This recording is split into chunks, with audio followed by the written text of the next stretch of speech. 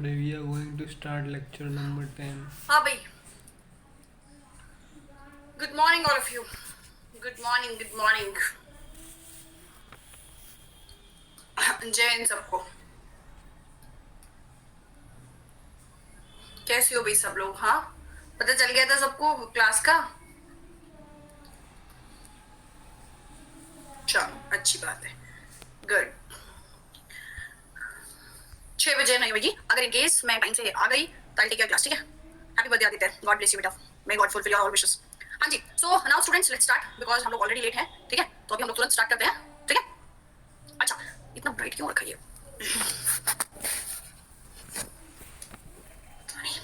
अच्छा, सुनिएगा ध्यान से. हम लोगों को नया टॉपिक पढ़ना है. नाउन का प्रैक्टिस मुझे कराना है. मैं 1-2 दिन में नाउन का क्लास लगाऊंगी आप लोगों का प्रैक्टिस क्लास. तो आप उसको रिवाइज कर कर रखिएगा. ठीक है, तभी आप लोग अच्छे से कर पाएंगे उसको सॉल्व. पढ़ोगे नहीं तो रिवाइज नहीं कर पाओगे सॉल्व. ठीक है. और आज हम लोग स्टार्ट कर रहे हैं नया topic. Write down the headline. Heading pronoun. Tell me the meaning of pronoun. Do you know the meaning of pronoun? क्या आप प्रोनाउन के बारे में कुछ जानते हैं? हाँ, हम लोग इसको हमेशा ये बोलते हैं used in place of noun to stop the repetition of noun. Right. हम लोग क्या बोलते हैं बेटा? जैसे मान लो मैंने एक सेंटेंस लिखा कि Rahul is a smart boy.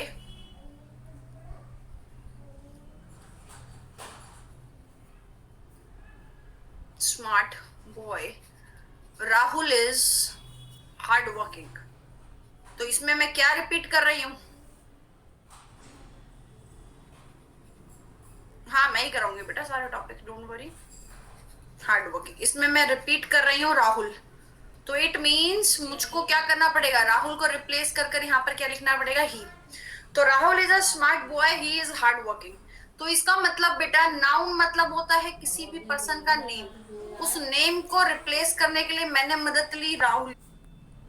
और अगर मैं बोलती हूँ कि मैडम ये एक ही पर्सन की क्वालिटी है, तो आप एक काम करो ना, इस सेंटेंस को और छोटा लिख दो. फिर कौन मदद कर लेगा हम लोगों की? कंजक्शन. कौन मदद करेगा? कंजक्शन. तो Rahul is a smart boy, he is hard working. तो मैं इस सेंटेंस को ऐसे लिखूंगी कि Rahul is a smart and hard working boy. Rahul is a smart and hard working boy. अब मुझको एक बात बताओ बेटा, क्या ये आर्टिकल जो मैंने लिखा है ये सही लिखा है? ए ही आएगा यहाँ पर. ए ही आएगा पक्का? दा आएगा? नो बच्चों, ए ही आएगा. ये ए इज स्मार्ट और हार्ड वर्किंग के लिए नहीं है. आर्टिकल आता है नाउन से पहले. ये ए तो इस बॉय की वजह से लिखा है. बात समझे? कुछ बच्चे इनको देखकर सोचते हैं ये तो प्लूरल हो गया, ए कैसे आ गया? बट इसकी वजह से नहीं आया. ये तो नाउन की वजह से आर्टिकल आता है. एडजेक्टिव, ये तो एडजेक्टिव है, ये तो क्वालिटी बता रहा है दोनों वर्ड. बोलो समझे? इसका मतलब एंड जो है ये किसका काम कर रहा है? कनेक्टर का. वेरी हो सकता है मैम. वेरी कहां पर लगाएगा? Rahul is a very smart boy ऐसे बोलना चाह रहे हैं. तो वेरी से आर्टिकल को थोड़ी कोई फर्क पड़ेगा. अगर तुमको मैं बोलती हूँ बच्चों आर्टिकल हटाना है, मुझको आर्टिकल यूज ही नहीं करना, तो मैं कैसे लिखूंगी sentence? Rahul is smart and hard working. Rahul is smart and hard working. फिर मैं बॉय का यूज नहीं करूंगी. लेकिन अगर मैं बॉय लगाऊंगी तो मुझको आर्टिकल लगाना पड़ेगा. बात समझ? तो इसका मतलब मुद्दे की बात क्या आई मैम? मुद्दे की बात ये आई कि नाउन रिपीट नहीं होता. ये बात हम लोगों ने पहले सीखी हुई है ma'am. To stop the repetition of noun. Noun के रिपीटेशन को स्टॉप करना ये हम सीखे हुए हैं. ठीक है बच्चों, लेकिन मैं इसके साथ तुमको एक चीज और पढ़ा रही हूँ. क्या? एक चीज बच्चों हमेशा याद रखना कि नाउन प्रोनाउन एक साथ एक ही सेंटेंस में, एक ही सेंटेंस में एक ही पर्सन के लिए कभी भी यूज नहीं होते,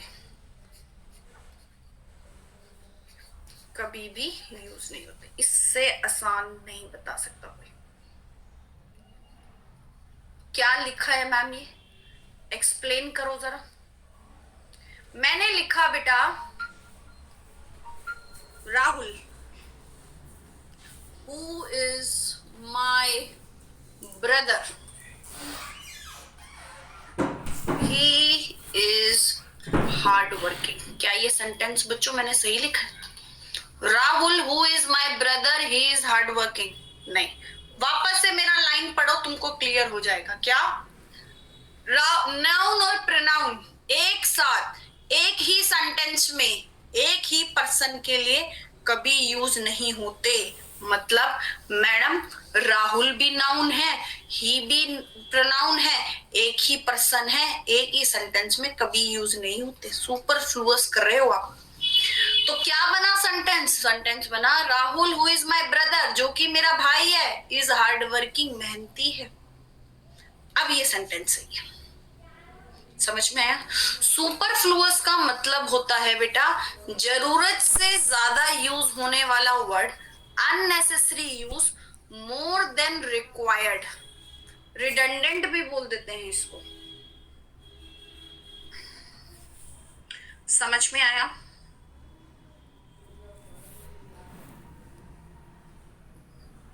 चलो अब दोबारा मेरी बात सुनना, फिर मैं एक सेंटेंस से और अच्छे से क्लियर कर देती हूँ। मैंने बोला, बोलो साक्षी, बोलो बोलो, नहीं बोलोगे? हाँ बोलो Sakshi who is my sister, who is my sister, नहीं बोलेंगे, नहीं बोलेंगे अभी। हाँ नहीं बोलेंगे, कहते हैं मैडम राधा सीता लिख दो, कोई बात नहीं। Sakshi who is my sister she helps everybody. क्या सही है? क्या सही है? कहो मैम शब्द काल्पनिक है, वास्तविक से संबंध नहीं है। गलत है। क्या? वापस से मेरी वाली लाइन, मैं कहती हूँ करिश्मा का करिश्मा रोबोट था ना, वो एज इट इज बोलता था। पता नहीं तुम लोगों ने देखा कि नहीं देखा कि Sakshi who is my sister, ma'am एक ही सेंटेंस में नाउन और प्रोनाउन एक ही पर्सन के लिए यूज नहीं होते। तो मैडम साक्षी और शी एक ही तो है, गलत कर दिया। साक्षी हु इज माई सिस्टर, साक्षी जो कि मेरी बहन है, सबकी मदद करती है। मैडम हेल्प्स क्यों आया बेटा? साक्षी सिंगुलर है, वर्ब में एस लगा दी। बोलो आया समझ में? तो मैंने अभी तुमको प्रोनाउन का डेफिनेशन क्लियर करा है बेटा। दो डेफिनेशन, एक तो stop the repetition of noun, दूसरा नाउन प्रोनाउन एक साथ यूज नहीं होते। अब पूछेगा कोई डाउट यहां तक किसी को? ठीक है, बड़े बड़े सेंटेंस में ये छोटा छोटा एरर आता है। ठीक है, बड़े बड़े सेंटेंस में ये छोटा छोटा एरर आता है। अगर तुम कभी कंफ्यूज हो जाओ मैडम यहाँ से दे क्यों हट गया, ही क्यों हट गया, शी क्यों हट गया, तो भाई यही वाला रूल लग रहा होगा वहां पे। चलो आगे बढ़ते हैं। मैम प्रोनाउन में पढ़ने क्या वाले हैं? हमको प्रोनाउन में क्लियर क्या क्या होगा? तो मैं तुमको बेटा एक लाइन में एक मतलब एक ही तरीके से तुमको सिखा देती हूँ प्रोनाउन में क्या क्या पढ़ाने वाले। आई का मतलब बोलो क्या होता है? मैं। मी का मतलब मैं। माय मतलब वो भी प्रोनाउन है, रिलेटिव प्रोनाउन है बेटा। प्रोनाउन मतलब पर्सनल प्रोनाउन बेटा। मेरा। माइन मतलब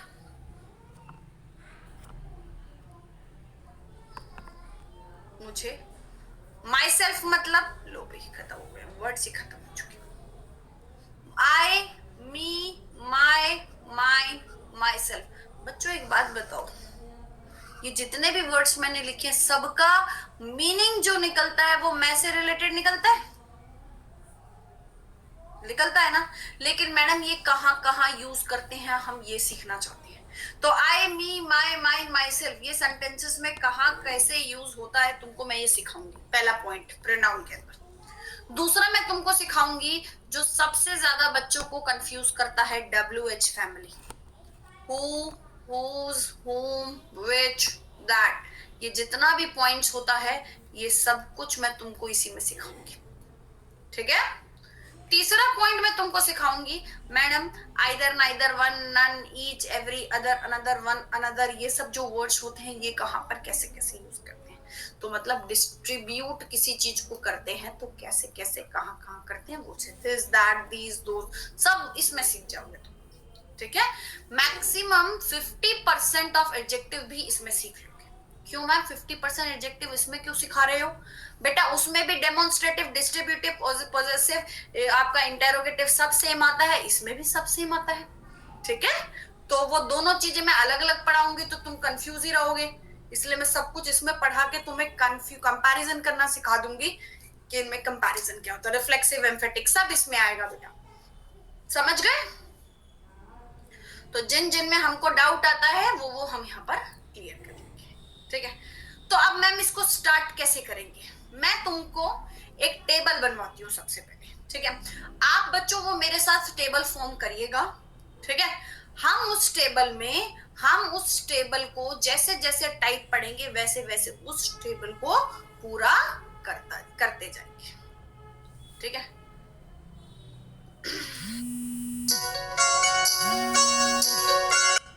सोचा किसको हिंदी में बोलते हैं, अबे सिंह, ठीक है। चलो अब आप लोग बनाइए, इससे ज्यादा हिंदी सुननी है, टेबल बनाइए मेरे साथ। हाँ, उनका पीडीएफ तुमको जो इंपॉर्टेंट रूल्स है वो मैं तुमको भेज दूंगी। 5 बनाइए।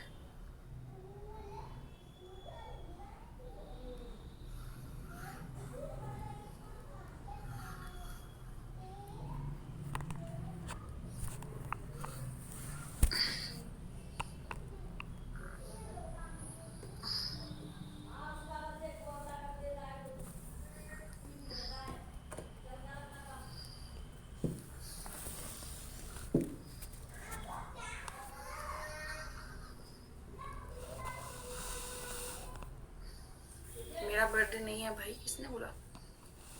चलो अब मैं जो लिख रही हूं तुम भी लिख लो। नॉमिनेटिव केस का मतलब जानते हो?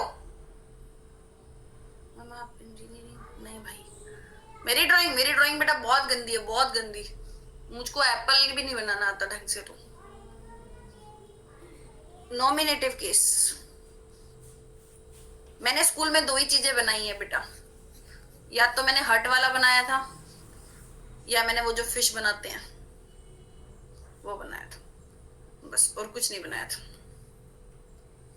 चलो नॉमिनेटिव केस, अच्छा नॉमिनेटिव का मतलब जानते हो?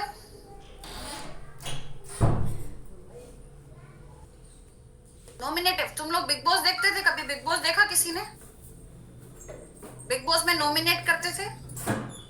नॉमिनेट किसको करते थे? कर्ता को। कर्ता बोले तो सब्जेक्ट को करते थे, इंसान को करते थे। इंसान कौन होता है? सब्जेक्ट। तो नॉमिनेटिव केस का मतलब होता है भाई सब्जेक्टिव केस। नॉमिनेटिव केस लिखो, सब्जेक्टिव केस, ऑब्जेक्टिव केस डालो, फिर पोजेसिव एडजेक्टिव। अभी लिख लो, अभी मीनिंग नहीं सिखा रही हूं किसी का। Possessive adjective, possessive pronoun,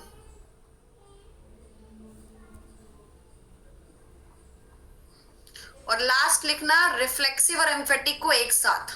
reflexive emphatic में बेटा कौन कौन से वर्ड्स आते हैं? जो आपके सेल्फ वाले वर्ड्स होते हैं ना, my self, himself, her self, वो वाले, वो वर्ड्स पढ़ेंगे। चलो समझ गए। अब यहां पर देखो पर्सन्स की बात करती हूं मैं, पर्सन्स की बात। बेटा कितने पर्सन होते हैं? प्रथम पुरुष, मध्यम पुरुष, उत्तम पुरुष, मतलब first person, second person, third person, यही होते हैं जी। फर्स्ट पर्सन कौन होता है मैम? जो बोलने वाला है। मैं बोल रही हूं ना, तुम सुन रहे हो, मैं बोल रही हूं, मैं कौन हूं? मैं स्पीकर हूं। मैं कौन हूं बेटा? मैं स्पीकर हूं। आप सभी मेरी बात सुन रहे हो तो आप सब लिसनर हो। आप सब कौन हो? लिसनर हो। और हम किसी थर्ड पर्सन की बात कर रहे हैं, हम किसी थर्ड पर्सन की बात कर रहे हैं। तो वो जो पर्सन होता है that person is non active person. जो उस टाइम पर एक्टिव नहीं है वो होता है जी थर्ड पर्सन। बोलो बात समझ में? बोलने वाला स्पीकर, सुनने वाला listener, that is second person. जिस पर्सन के बारे में बात कर रहे हो नॉन एक्टिव पर्सन। जैन भाई बोला समझ गए? चलो अब बोल कौन सकता है? मैं बोलूंगी। मैं मतलब आई। तुम सब सुन रहे हो, तुम कौन हो? यू। तुम सब कौन हो? यू। और हम किसी थर्ड पर्सन की बात कर रहे हैं। बेटा अशोका बैच तो मैं जनवरी में स्टार्ट करूंगी, अभी मेरे पास बिल्कुल टाइम नहीं है। थर्ड पर्सन कौन होता है? ही, जिसके बारे में बात कर रहे हैं। ही, शी, दे और इट, ये होता है थर्ड पर्सन। अच्छा, आई बेटा सिंगुलर है, ठीक है। आई का प्लूरल क्या होगा? वी। आई का plural we. You singular plural दोनों होता है। यू सिंगुलर प्लूरल दोनों होता है। और ही का प्लूरल क्या होगा बताइए? Tell me the plural of he. और इट का प्लूरल? इट का प्लूरल, इट का प्लूरल क्या होगा? दोस्त। इट का प्लूरल दोस्त। How bad. इट का देखो, हर, मैं एक लाइन बोल रही हूँ, सब लोग ध्यान से सुनना। क्या बोल रही? सुनो सुनो। हर थर्ड पर्सन का प्लूरल दे होता है। हर थर्ड पर्सन का प्लूरल दे होता है भाई।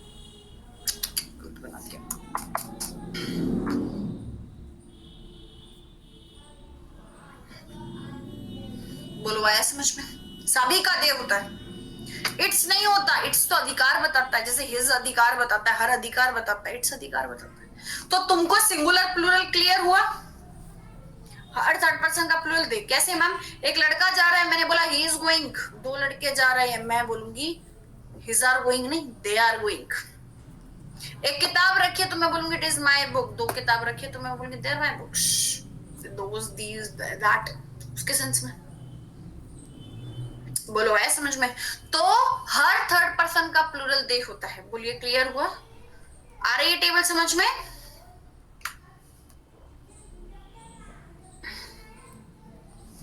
सुनिए ध्यान से। यू का सिंगुलर प्लूरल सेम ही होता है ना। मैं एक लड़के से बात करूंगी मैं फिर भी यू बोलूंगी, मैं तुम सबसे बात करूंगी मैं तब भी यू बोलूंगी।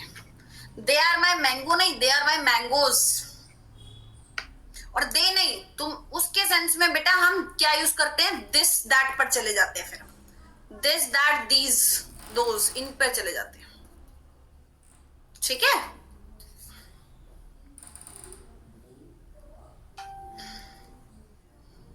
चलो क्लियर हो गया? ये भी मत करा करो, ये भी मुनीश, मुनीश नहीं अनीश, ये भी मत लिखा करो बेटा कि this those used for non living thing. How can you say that? मैंने बोला these boys are very bad. मैंने बोला these boys are very bad. क्या गलत है? वो भी ठीक है, वो भी ठीक है। बोलो ऐसे समझ। मैम आई को प्लूरल कंसीडर करा जाता है।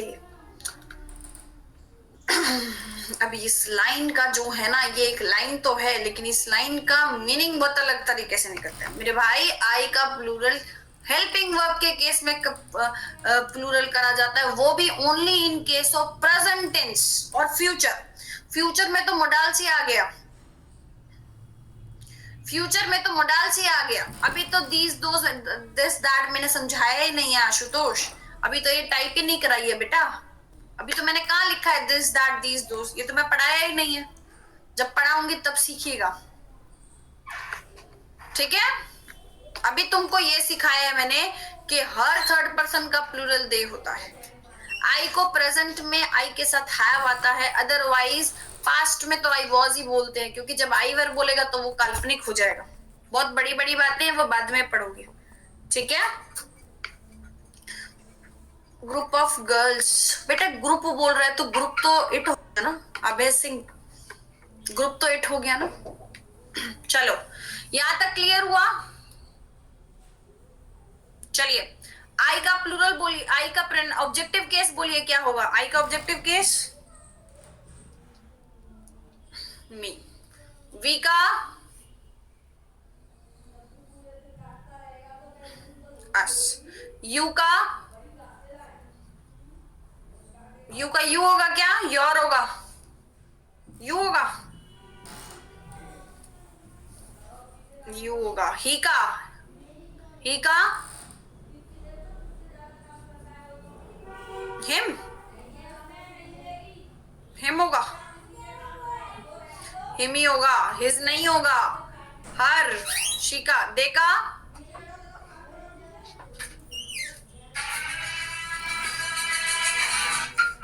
देम या देयर?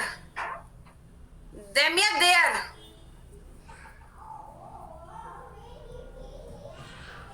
देम होगा, बिल्कुल सही। देखा? देम। मैंने देयर लिखा तुरंत। इट का? इट का? इट्स नहीं होगा, इट होगा। मैम बहुत कंफ्यूज कर दिया, ये तो बहुत कंफ्यूजन है कि हिज आएगा कि हिम आएगा, देयर्स आएगा, योर्स आएगा, अवर्स आएगा, इट्स आएगा, क्या आएगा, कुछ समझ में नहीं आया। यस और नो? सबसे बड़ा दिक्कत ये हुआ ना। अभी अभी जैसे सचिन ने एक क्वेश्चन पुट करा, अवर कहाँ आया? अवर तो लिखा ही नहीं है मैंने। तो बेटा आपको मैं वन बाय वन कर कर क्लियर करती हूँ, लेकिन हाँ आज मैं तुमको ये समझा देती हूँ कि ये जो लाइन मैंने यहाँ पर अस क्यों लिखा, मैंने यहाँ योर क्यों लिखा, मैंने यहाँ हिज क्यों नहीं लिखा, मैंने यहाँ देयर क्यों नहीं लिखा, मैंने यहाँ इट्स क्यों लिखा, ये सब मैं तुमको समझा देती। समझो? तो हेडिंग डालो बच्चों। सबसे पहले हेडिंग डालो आप सभी, पर्सनल प्रोनाउन। क्या हेडिंग डालोगे? Personal pronoun. डालिए हेडिंग। पर्सनल प्रोनाउन में मैं आप सबसे पहले एक क्वेश्चन पुट करना चाहूंगी बेटा, कि जल्दी से मुझको ये बताओ कि जब भी सेंटेंस लिखा जाता है, जब सेंटेंस का फॉर्मेशन होता है, तो सबसे पहले क्या लिखते हो तुम लोग? सब्जेक्ट। फिर क्या लिखते हो? वर्ब। फिर क्या लिखते हो? ऑब्जेक्ट। तो एस से सब्जेक्टिव केस हो गया और ओ से ऑब्जेक्टिव केस हो गया। वर्ब भी आ सकती है, हेल्पिंग वर्ब भी और मेन वर्ब भी। यस और नो? एग्जाम्पल दो मैम। मैंने बोला राधा लाइक लिखूं या लाइक्स? राधा लाइक लिखूं या likes? Likes me. Radha likes me. बेटा राधा सब्जेक्ट है, बेटा लाइक्स वर्ब है। अच्छा अब बताओ, राधा लाइक्स आई आएगा कि राधा लाइक्स मी आएगा? राधा लाइक्स आई आएगा कि Radha likes me? Radha likes you आएगा कि Radha likes your? Ma'am your bag हो सकता है। बेटा मैंने बैग बोला ही नहीं, मैंने तो यू बोला है। यू आएगा कि योर? फुल स्टॉप किस पर लग रहा है, यू पे या योर पे? मैम यू पे। बेटा राधा लाइक्स देम आएगा कि राधा लाइक्स देयर आएगा? बेटा राधा लाइक्स हिज आएगा कि राधा लाइक्स हिम आएगा? बेटा राधा लाइक्स इट आएगा कि राधा लाइक्स इट्स आएगा? बेटा राधा लाइक्स हर आएगा कि राधा लाइक्स या कुछ और आएगा? Her self. हर सेल्फ भी आ सकता है, लेकिन राधा लाइक्स हर भी आ सकता है। तो इसका मतलब बेटा ये जितने भी मैंने केस लिखे हैं, यू, देम, हिम, इट, हर, ये सारे कौन से केस हैं? Objective case. मैम कैसे पता आपको ऑब्जेक्टिव केस है? भाई वर्ब के बाद ऑब्जेक्टिव केस, वर्ब के बाद ऑब्जेक्टिव केस, यहां लगा फुल स्टॉप, यहां लगा फुल स्टॉप, हो गया। बोलो आया समझ में? इसका मतलब मैम अच्छा तभी आपने ये योर नहीं लिखा, देयर नहीं लिखा, हिज नहीं लिखा, क्योंकि मैडम सेंटेंस एंड नहीं हो रहा था। सेंटेंस एंड नहीं हो रहा था। प्रैक्टिस का बता दो। नलायक कुछ पढ़ाया है नहीं, प्रैक्टिस पहले करा दूं तुमको मैं? है क्या? आप किस चीज का प्रैक्टिस करेगा भाई? सिखाने तो दे मुझको। नाउन का प्रैक्टिस के लिए मैंने आते तुरंत बताया तुमको। क्या करते हो भाई?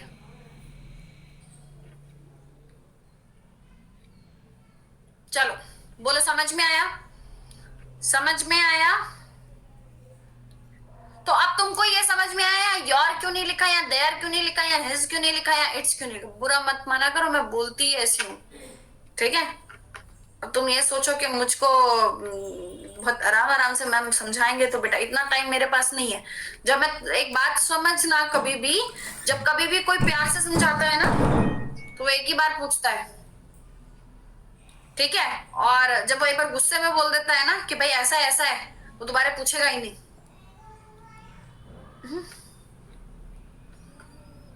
ऑफलाइन में कभी कोई ऐसा क्वेश्चन ही नहीं पुट करता है, ऑफलाइन में कभी कोई ऐसे क्वेश्चन ही नहीं पुट करता है।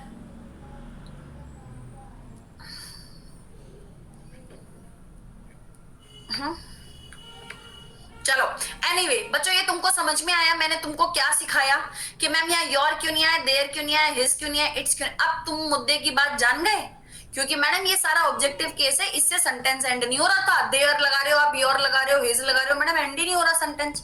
उसके आगे तुरंत कुछ ना कुछ वर्ड लगाना पड़ रहा है, तभी एंड होगा, नहीं तो नहीं होएगा। समझ गए? लेकिन इन वर्ड से हम लोग एंड कर रहे हैं, ठीक है?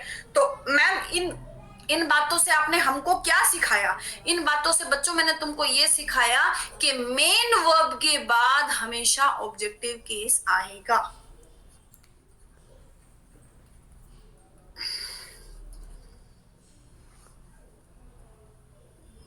बोलो सीख गए? जल्दी जल्दी जल्दी जल्दी। हाँ जी, तो मैं तुमसे एक क्वेश्चन और पुट कर लेती हूँ। बच्चों एक बात बताओ, हम लोग बोलते हैं मी टू, सही है?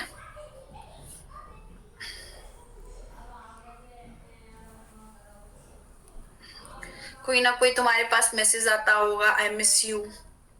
वैसे तो सेंटेंस तो काल्पनिक है, तुम्हारा तो संबंध नहीं है वास्तविक से। बाय चांस कभी भी घूमता फिरता कभी गलती से कंपनी वालों ने भेज दिया आई मिस यू, तो तुम तुरंत बोल देते हो मी टू, और वहां से फिर ब्लॉक हो जाते हो। कभी जानने की कोशिश करें कि तुम ब्लॉक क्यों है वहां से? नहीं? तो चलो मैं तुमको बताती हूँ, ताकि अभी तो जर्नी स्टार्ट हुई है। हाँ बच्चों, एक सेंटेंस किससे स्टार्ट होता है? जल्दी लिखो, जल्दी जल्दी जल्दी। किससे? सब्जेक्ट से। बेटा मी क्या है? बेटा मी तो ऑब्जेक्ट है। कभी कोई sentence object plus verb plus subject देखा है? हाँ, तो भाई जब सेंटेंस सब्जेक्ट से स्टार्ट होता है तो तुम भी तो सब्जेक्ट से सेंटेंस स्टार्ट करो। तो मी टू थोड़ी होता है, सही तो आई टू होगा।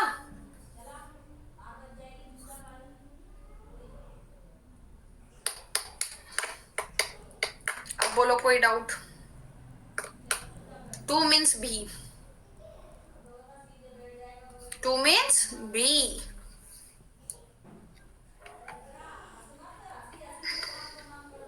बोलो सीख गए? अब ब्लॉक नहीं होंगे। बोलो सीख गए? समझ में आया? चलो, तो मैम अभी तक आपने हमको क्या सिखाया? मेन वर्ब के बाद कौन सा केस आएगा, जल्दी बता दो तुरंत। जल्दी लिखो सब लोग, मेरे रूल को मॉडिफाई तो नहीं करोगे? पक्की बात? ईमानदारी से बोल रहे हो? चलो ठीक है, क्वेश्चन बाद में पुट करते। चलो एक काम करती हूं, एक जनरल क्वेश्चन पुट कर रही हूं, ध्यान से देखना। It was dash who messed up everything. Do you know the meaning of messed up? Messed up का मतलब होता है बेटा सब कुछ खराब कर दिया, सब कुछ बिखेर दिया, सब कुछ खराब कर दिया, सब कुछ बिखेर दिया। एक सेकंड रुको भाई। हेलो,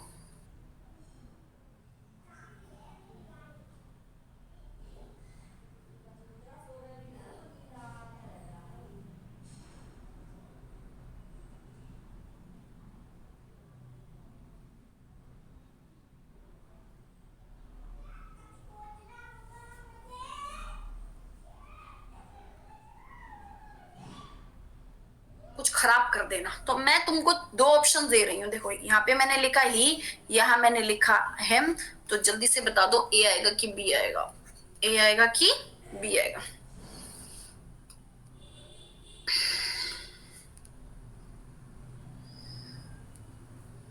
49% बच्चों ने सही करा।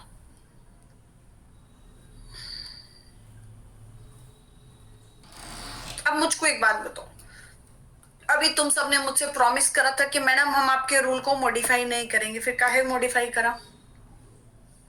बच्चों इट क्या है? इट तो डमी हो गया, इट तो डमी वाला हो गया है ना, मतलब किसी चीज को इंडिकेट करते हैं। Was helping verb, helping verb है कि मेन वर्ब है? जल्दी बोलो। वॉज हेल्पिंग वर्ब है कि मेन वर्ब है? बेटा हेल्पिंग वर्ब है। तो भाई ऑब्जेक्टिव केस तो कहां आता है? ऑब्जेक्टिव केस तो कहां आता है? मेन वर्ब से, मेन वर्ब के बाद आता है। बेटा मेन वर्ब है? मेन वर्ब है? नहीं है ना, तो तुमने ऑब्जेक्टिव केस कैसे लगा दिया? ये कहता है, कुछ बच्चे कहते हैं मैम मान लो इसको मेन वर्ब। अरे भाई मैथ्स थोड़ी है जो एक्स मान लूं, इंग्लिश है, हेल्पिंग वर्ब दिख रही है तो हेल्पिंग वर्ब ही होगी ना। बोलो आया समझ में? So it's I, helping verb नहीं है ये। क्या है ये सुमित? वॉज क्या है? So it was he who messed up everything. बोलो क्लियर हुआ? तो जल्दी से बताओ जरा, वॉज कौन सा टेंस है? वॉज कौन सा टेंस है? Past tense. पास्ट टेंस में ही के साथ वर्ब का कौन सा फॉर्म लगता है? Second form. तो मेरा सेंटेंस अकॉर्डिंग टू टेंस भी सही है कि गलत है? सही है। तो बच्चों जो तुम बहुत ज्यादा फीलिंग प्राउड ऐसे बोलते हो कि हाय it's me, hi it's me, क्या सही है? वर्ब क्या होता है, उसमें क्या कंफ्यूजन है बेटा? इट्स मी का मतलब क्या हुआ? It is me. It's me का क्या मतलब हुआ? It is me. इट क्या है जी? सब्जेक्ट। इज क्या है? Helping verb. Ma'am main verb तो है नहीं, तो इट्स मी क्यों बोल रहे हो? तो इट्स मी नहीं होगा, इट्स आई होगा। हाय it's I, hi it's I. कभी वहां से रिप्लाई नहीं आता था। मैम वर्ब और एडजेक्टिव, भाई एक आकाश है एक पाताल है, तू वर्ब और एडजेक्टिव में कैसे कंफ्यूज हो रहा है? एडजेक्टिव विशेषता बता रहा है, किसी चीज की विशेषण है, विशेषता बता रहा है, क्वालिटी बता रहा है। वर्ब क्रिया है, एक्शन बता रहा है। तो भाई इन दोनों, मैं वर्ब और नाउन में तो आज तक समझी थी कि बच्चा कंफ्यूज होता है, वर्ब और एडजेक्टिव में कैसे कंफ्यूज होगा? हाँ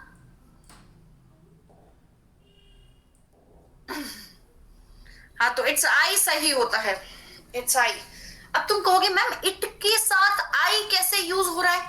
बच्चों इट वॉज ही, ये वही इंसान था। जब मैं किसी और को बता रही हूँ अच्छा ये वही इंसान था जिसने सब कुछ खराब किया था, तो मैं बोलूंगी oh it was he who messed up everything.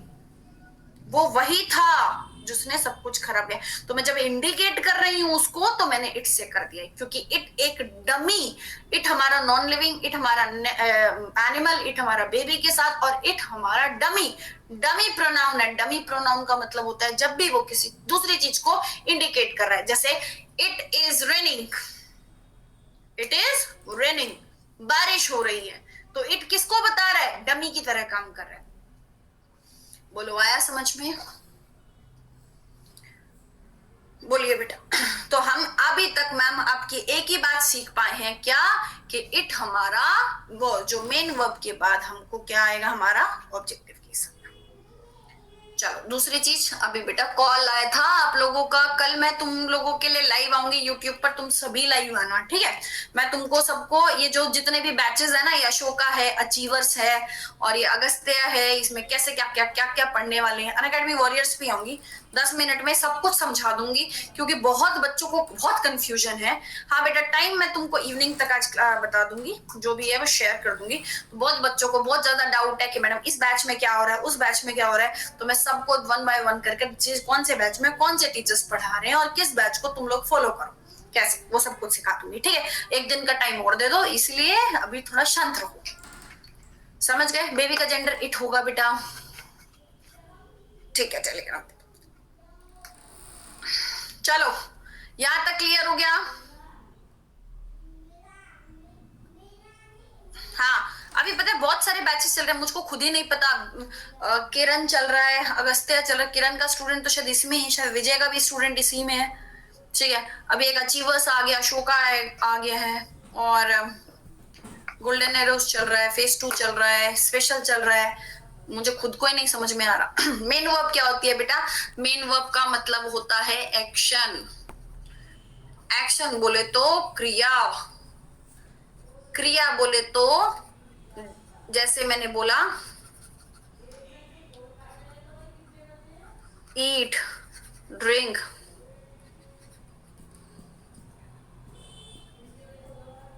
Laugh, play, right, ये सब। ठीक है, ये सब क्या होता है? जैसे एग्जाम्पल, और मैं जनरली बताऊं तो ये बोलते जिस भी वर्ड के लास्ट में जनरली ना आता है वो क्रिया होती है। खाना पीना, रोना, हंसना, भागना, पढ़ना, लिखना, सुनना, देखना, बोलना, सबके लास्ट में क्या आया? ना। सारी क्या है? क्रिया।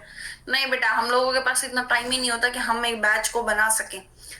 ठीक है, हमको तो आगे से ही बैच पता चलता है तो हम उसी में पढ़ा देते हैं। चलो, क्लियर हो गया? बोलिए। चलो भाई करें। अच्छा, tell me how many helping verbs are there? कितनी हेल्पिंग वर्ब होती है बेटा? सूरज, हेल्पिंग वर्ब बता, टोटल इंग्लिश में कितनी होती है? पर्सनल प्रोनाउन नहीं चलेगा आशुतोष आज? नहीं, 24 हेल्पिंग वर्ब होती है, जिसमें 13 आपके मोडाल्स होते हैं, जिसको आप ऑक्सिलरी वर्ब्स बोल देते हो और मॉडल्स बोल देते हो। बाकी 11 आपके टेंस की होती है। ठीक है, ये तो हो गई हेल्पिंग वर्ब। और मेन वर्ब तो कितनी भी हो सकती है, रेगुलर, इरेगुलर, नॉर्मल। ठीक है जी, चलो कराएं आगे। ये सीख गए? तो बच्चों हमने क्या सीखा? हमने सीखा मेन वर्ब के बाद कौन सा केस आएगा? Objective case. यहां खत्म। चलो अब मैं तुमसे एक क्वेश्चन पुट करती हूँ। मान लो बच्चों किसी बच्चे का बर्थडे है और मुझे उसको विश करना है, बर्थडे है और उसको विश करना है। जैसे हम सपोज आदित्य का बर्थडे है तो आदित्य क्लास में नहीं है, तो मैंने बोला कन्वे माय रिगार्ड, से हैप्पी बर्थडे टू हिम, से हैप्पी बर्थडे टू हिम। ठीक है, और आजकल तो छोड़ो, तुम हैप्पी बर्थडे टू मी बोल देते हैं। ठीक है, मी लगा देते हो, व्हाट्सएप से स्टेटस लगा देते हैं ताकि पता लग जाए सबको कि भाई मेरा बर्थडे है, मुझे विश कर दो। तो मुझको ये बताओ, हैप्पी बर्थडे टू मी ये जो सेंटेंस है ये सही है कि गलत है? ट्रू है कि फॉल्स है? हैप्पी बर्थडे टू मी सही है कि गलत है? 66% बच्चे बोलते हैं भाई मेरे। तुमको मैं एक चीज और बता देती हूँ, एक रूल और बता देती हूँ। बताओ, बता दे एक रूल और।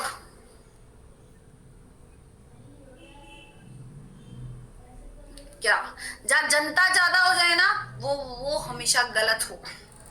जहां जनता ज्यादा हो जाती है वहां पर हमेशा गलती होती है। बेटा हैप्पी बर्थडे टू मी सही सेंटेंस है। कैसे मैम, ये कैसे सही हो गया? तो बताओ, you are talking to me या फिर talk to I? Talk to me या talk to I? Talk to me, है ना? प्ले विद मी या play with I? Play with me या play with I? Play with me. It means बेटा to हुआ, with हुआ, ये सब क्या है? ये सब क्या है? हैप्पीएस्ट बर्थडे क्यों नहीं हो सकता? हो सकता है बेटा, मैं बोल देती हूँ प्रेपोजिशन। तो इसका मतलब दूसरा रूल हमको समझ में आ गया मैम, प्रेपोजिशन के बाद भी हमेशा कौन सा केस आएगा?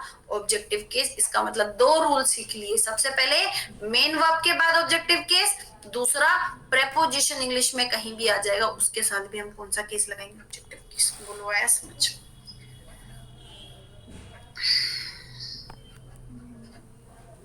हाँ संजय, कल मैं लाइव आके सब समझाऊंगी। बोलो, क्लियर हो गया? तो चलो जी क्वेश्चन पुट कर लेते हैं। मैंने एक सेंटेंस लिखा, ही वॉज सिटिंग,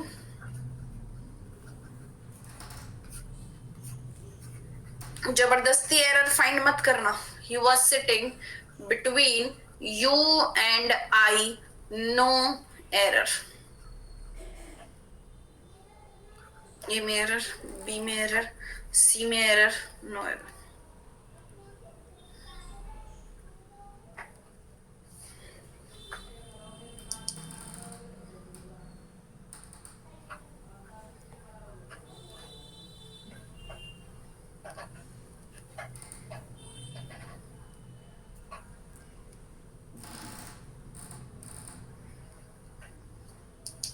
54% बच्चों ने सही करा है और बाकियों ने बोला ना।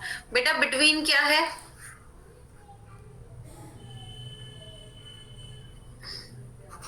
प्रेपोजिशन। बेटा प्रेपोजिशन के बाद कौन सा केस बताया मैडम ने? Objective case. तो यू एंड आई आएगा कि you and me? Between you and I या you and me? You and me. बोलो क्लियर हो गया? तो इसका मतलब प्रेपोजिशन के बाद कौन सा केस आएगा? Objective case. मेन वर्ब के बाद कौन सा केस आएगा? Objective case. सिटिंग भी तो वर्ब है। सिटिंग है, सिटिंग वर्ब है, लेकिन सिटिंग के तुरंत कहाँ आया हुआ है आगे? मैम एंड तो कंजक्शन है बेटा, लेकिन इसके अकॉर्डिंग लगाएगा ना, एंड के अकॉर्डिंग थोड़ी आएगा। पूरा एक ही तो ये माना जाएगा। बेटा आपको मैं समझा, अभी मुझे पक्का नहीं पता किस टाइम आऊंगी, तो मैं इवनिंग तक आपको कंफर्म कर दूंगी। बोलो आया समझ में?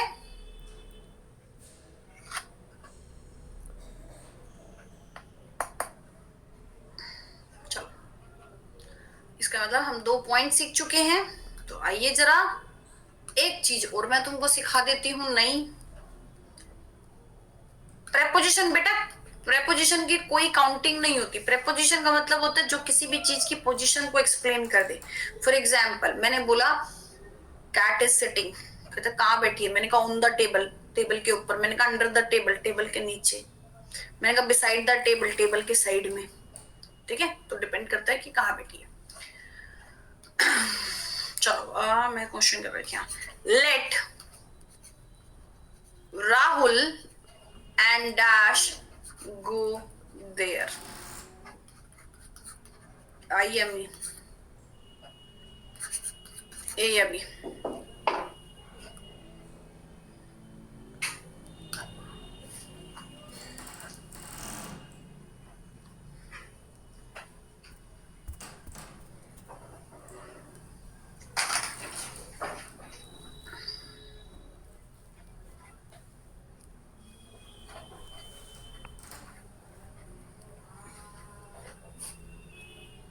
बेटा तुम लोग लेट को जानते हो? लेट कौन सा पार्ट ऑफ स्पीच है जानते हो?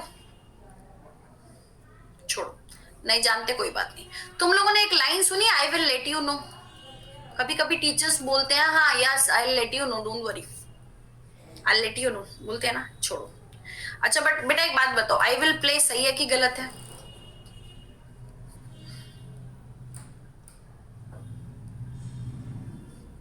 सही है। बेटा आई विल स्टडी सही है कि गलत है? सही है। आई विल राइट सही है कि गलत है? सही है। बेटा विल हेल्पिंग वर्ब है? मोडाल्स हेल्पिंग वर्ब ही होगी, हेल्पिंग वर्ब है। हेल्पिंग वर्ब किसकी मदद करते हैं? मेन वर्ब की मदद करते हैं। ये मेन वर्ब है। मेन वर्ब से, मेन वर्ब के हेल्पिंग वर्ब के बाद मेन वर्ब आती है। हेल्पिंग वर्ब के बाद मेन वर्ब आती है। कभी बोल सकते हो I will chair? Main verb के बाद तो मैम नाउन नहीं आता, हेल्पिंग वर्ब के बाद तो हमेशा मेन वर्ब आती है। तो बेटा हेल्पिंग वर्ब के बाद हमेशा मेन वर्ब आती है। हेल्पिंग विल क्या है? हेल्पिंग वर्ब है। विल क्या हेल्पिंग वर्ब है? और मेन लेट क्या है? मेन वर्ब है। लेट क्या है? मेन वर्ब है, जो जनरली बच्चों को नहीं पता होता। लेट क्या है बेटा? मेन वर्ब है। लेट क्या है? मेन वर्ब है। अच्छा बताओ, लेट मी गो देयर बोलते हो कि let I go there? Let me go there या let I go there? Let me. आजकल तो लोग लेट मी भी नहीं बोलते, बोलते लेट मी गो देयर। इसको भी लेमी बोल देते हैं, लेमी गो देयर, है ना। तो लेट मी होता है। लेट्स स्टडी होता है कि let we study? Let's study होता है कि let we study? Let's study, है ना। तो इसका मतलब बेटा लेट के बाद हमेशा ऑब्जेक्टिव केस आता है। पहले मैंने बोला चलो मैं वहां जाती हूँ, मैंने बोला लेट मी गो देयर। फिर मैंने कहा चलो राहुल और मैं वहां जाते हैं, तो लेट राहुल एंड। बच्चे सोचते हैं मैम एंड के साथ मी। मेरे भाई एंड के साथ नहीं आया, इस लेट की वजह से मी आया। एंड का कोई रूल नहीं, एंड तो कनेक्टर का काम कर रहा है, simple. Let Rahul and me go there, इसका मतलब लेट क्या है? Main verb.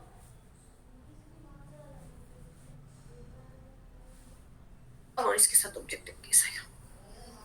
ये इसकी वजह से ऑब्जेक्टिव केस नहीं है, इसकी वजह से ऑब्जेक्टिव केस है। तो मैडम पता कैसे चलेगा? ये तो बहुत कंफ्यूज कर रहा है भाई, कंफ्यूज होने की जरूरत ही नहीं है। मुद्दे की बात बता रही हूँ, क्लास का कंक्लूजन बता रही हूँ क्या, कि पूरी इंग्लिश के अंदर अगर मैं ऑब्जेक्टिव केस की बात करती हूँ, यूज ऑफ ऑब्जेक्टिव केस, तो मेरे भाई तीन ही जगह पर यूज होगा, तीन जगह के अलावा कहीं भी यूज नहीं होगा। कहां कहां पर? सबसे पहला पॉइंट मेन वर्ब के बाद, मैम दूसरा पॉइंट प्रेपोजिशन के बाद, मैम तीसरा पॉइंट लेट के बाद, होता तो ये मेन वर्ब ही है। बोलो समझ में आया? ये हो गया आज की क्लास का कंक्लूजन जो अभी तक पढ़ा। इसका मतलब मैम हमने ये वाला जो टेबल, जो हमने फर्स्ट टेबल में जो दूसरी लाइन, पहले तो हमको समझ में आई गई थी, ये जो दूसरी टेबल हमने लिखी है ना, ये हमने आज ही समझ ली। जैसे जैसे टेबल बनाते जाएंगे वैसे वैसे समझते जाएंगे। तो तीन चीजें यही लिख लो, मेन वर्ब, प्रेपोजिशन, लेट।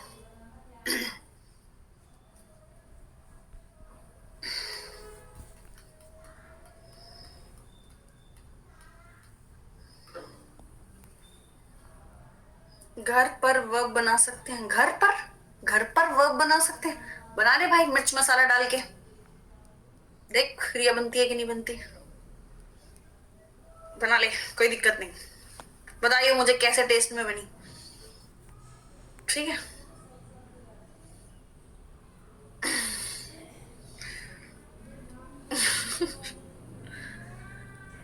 भाई मेरा तो काम है ही धप्पा करने का, मैं तो तुमको सिखाई वही सब रही हूँ। एक मिनट रुक जाओ, एक सेकंड।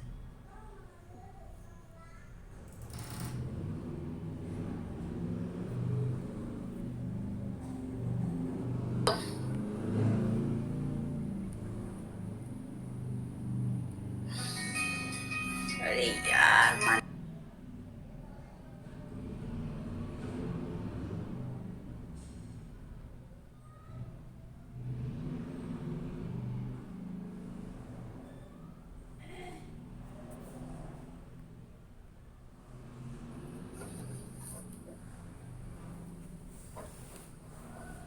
चलो, हाँ भाई, तो मेरे जवानों, यहां तक तुम सीख चुके हो। अब मैं तुमसे एक क्वेश्चन पुट कर लेती हूँ, फिर मैं तुमको सीरीज सिखाऊंगी, ठीक है?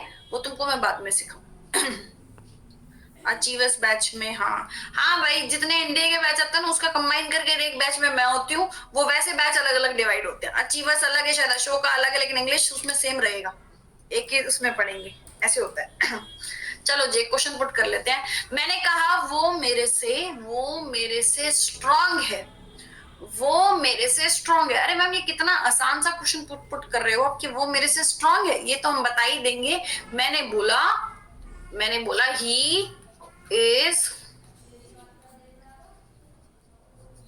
चलो मैं अलग बना, he is stronger than he, अपना छोड़ दिया मैंने सेंटेंस, वो मेरे से स्ट्रोंग है उसको भूल जाओ। मैंने एक सेंटेंस तुम्हारे सामने लिखा है, he is stronger than he. बताना जरा ये सेंटेंस ट्रू है कि फॉल्स है, ट्रू है कि फॉल्स है, ए है कि बी है? नहीं, ट्रू है कि फॉल्स है, बताओ। ही इज स्ट्रोंगर देन ही,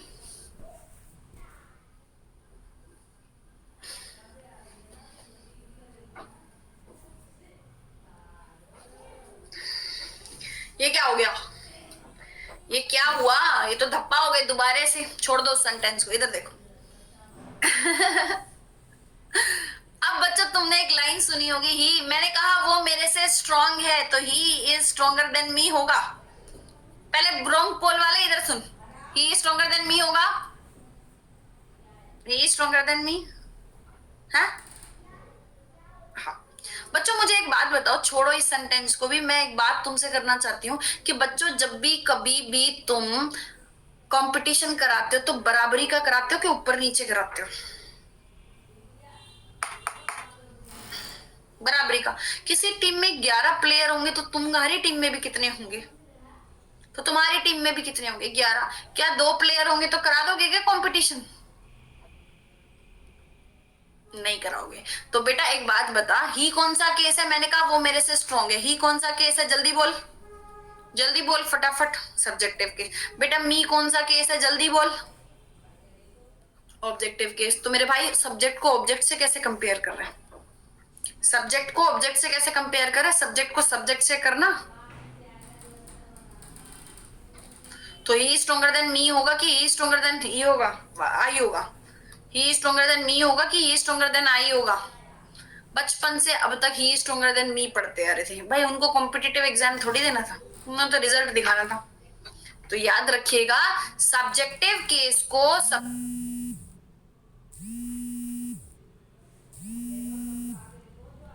पर मैं तुमको वापस खुद लेके जाऊंगी। पहले मुझे ये बताओ, ये कौन आया? सब्जेक्टिव केस को सब्जेक्टिव से कंपेयर करेंगे, तो मैम बराबरी के कंपटीशन में मी की जगह आई होगा। किसी छोटे बच्चे को बोलो बेटा ही स्ट्रॉन्गर देन आई होता है, वो बोलेगा नहीं भैया आपको नहीं पता, मी होता है। ठीक है, अब सुनो ध्यान से, तो आई होगा।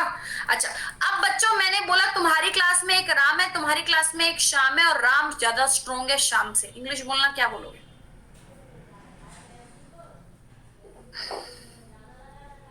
जल्दी लिखो फटाफट। Ram, Ram is stronger then Shyam. ये सेंटेंस में किसी को कोई दिक्कत? तुरंत बताओ, तुरंत। नहीं है। बच्चों एक बात बताओ, अगर मैं तुमसे पूछती हूं कि मुझको राम का प्रोनाउन बताओ, तो तुम क्या बताओगे? हिज, हिज, राम का ही। बेटा मैंने तुमको कहा मुझे शाम का भी प्रोनाउन लिखने का मन कर रहा है, तो तुम क्या बताओगे? ही। तो जल्दी से हमने इन दोनों के नाम हटा दिए और मैंने लिखा he is stronger than he. तो बताओ ये सेंटेंस सही हुआ कि गलत हुआ? ये ही राम के लिए, ये ही शाम के लिए सही हुआ कि गलत हुआ? जल्दी जल्दी जल्दी जल्दी जल्दी जल्दी जल्दी जल्दी। सही है, तो बताओ ही स्ट्रॉन्गर देन ही सही है कि गलत है? सही है, तो हो गया आंसर प्रूव्ड। बोलो आया समझ में? तो इसका मतलब रूल नंबर 2 सीख गए मैम हम। क्या सीखे? सब्जेक्टिव केस को हमेशा सब्जेक्टिव से कंपेयर करेंगे। हाँ भाई, बोलो कोई डाउट?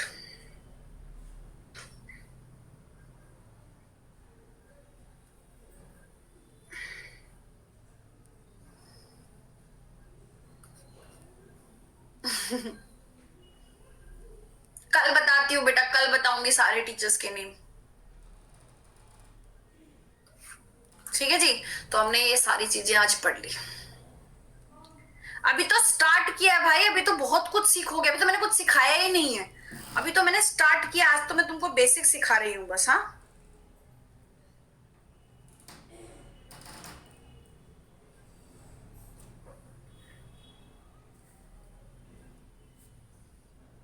हाँ। ठीक है, तो बच्चों याद रखिए, सब्जेक्टिव केस को सब्जेक्टिव से क्लियर करेंगे। तो सब्जेक्ट को सब्जेक्ट से करेंगे। तो जो बच्चे जैसे पूछ रहे हैं, देखो ओम पूछ रहा है, और किसको लास्ट वाला पूछना है बताओ? ओम पूछ रहा है, और किसको लास्ट वाला पूछ रहा है? एक बच्चे ने और लिखा था ना, किशन। ठीक है, मैंने बोला ओम ज्यादा स्ट्रॉन्ग है किशन से, तो मैं इंग्लिश क्या बोलूंगी? ओम इज स्ट्रॉन्गर देन किशन। यही बोलूंगी, ओम किशन दोनों, जल्दी बताओ। यही बोलूंगी। फिर मैंने कहा कि एक काम करते हैं, तुम्हारे ना नाम नहीं बोलते, तुम्हारी जगह प्रोनाउन बोलते हैं। तो पता मैं ओम की जगह प्रोनाउन क्या बोलूंगी? ही। मैं किशन की जगह प्रोनाउन क्या बोलूंगी? ही। तो बताओ ही स्ट्रॉन्गर देन ही सही हुआ कि गलत हुआ?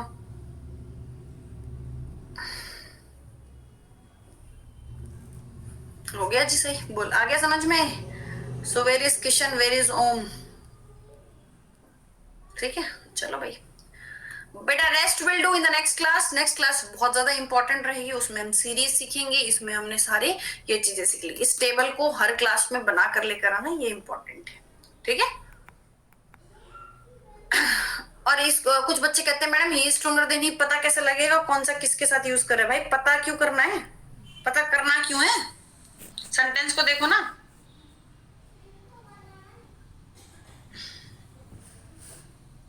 बोलो भाई, क्लियर हो गया क्या? बता दो फटाफट। अरे यार क्या हो रहा है?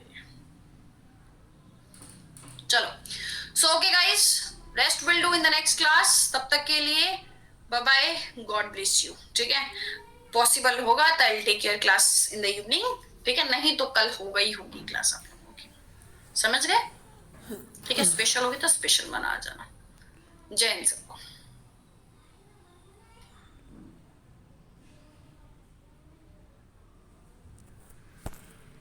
तो दोस्तों आप देख ही चुके हैं कि ये एनडीए की English by Diksha Vashishtha ma'am के द्वारा कितनी आसान तरीके से पढ़ाई गई है।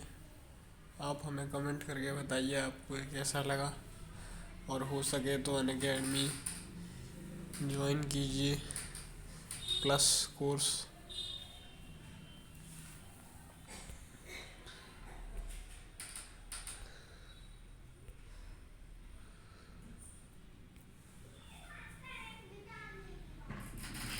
और हमें कमेंट करके बताइए, प्लीज़ हमें कमेंट ज़रूर कीजिएगा।